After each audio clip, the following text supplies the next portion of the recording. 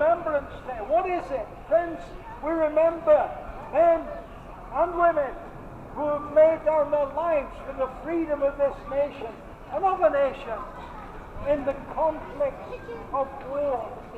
And we remember them with respect. I've read some of the stories of people who have been willing to sacrifice their life to rescue and to try and protect ordinary people, who've been willing to go into absolute dangers. I've read of people soldiers who've gone onto the battlefield in the face of war, in the face of oncoming bullets, and have been prepared to carry the wounded, their wounded companions, off that battlefield in the face of oncoming attack, and to bring them back where they could be safe and protected. Some of these people have received the Victoria Cross for their bravery. But you know, we're speaking about something that's a greater rescue than that. Because as we look around and we remember these soldiers that have given their lives or that have given their service to bring freedom to this country, we still see a world in conflict.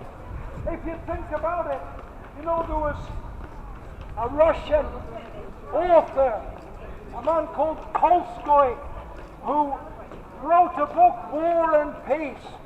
And it was a fictional book, but it was set in the historical setting of when Napoleon was invading Russia. And he wrote that book, War and Peace. And yet that was not the end, that wasn't the end of war, friends. Peace didn't come. It wasn't long after that. That happened in the beginning of the 19th century, 1812, something like that. And yet it wasn't long before there was the Boer War. And then after the Boer War, there came the First World War. A war that was to end wars.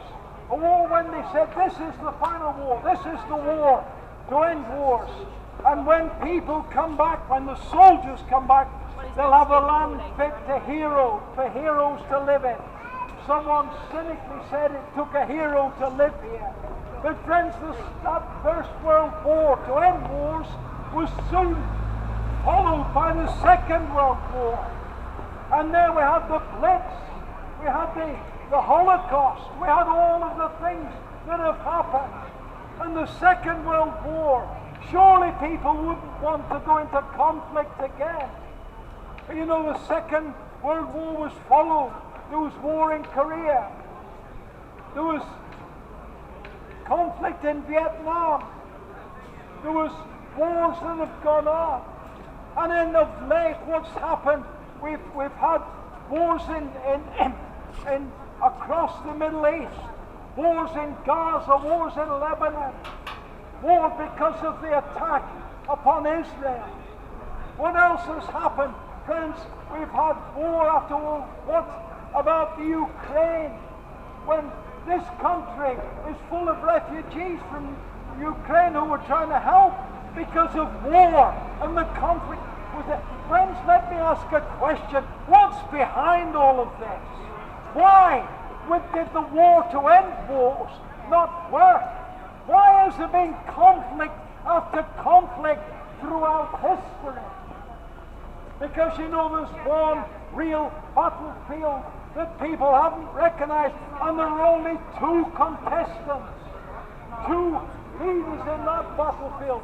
And one is the devil of hell, and one is the Lord of heaven. And friends, we are in a war. There's a spiritual warfare that's manifested on the battlefields of this world. And that's why jealousies, hatreds, power lust, that's why all of these things emerge, because we're in a war that's not against flesh and blood, but against principalities and powers of darkness. And you know, they may try and suppress war, but inside a man's heart that's separated from the only one who can give peace with God, inside man's heart there is conflict, there is sin, and it will produce war and conflict. it will be escalating.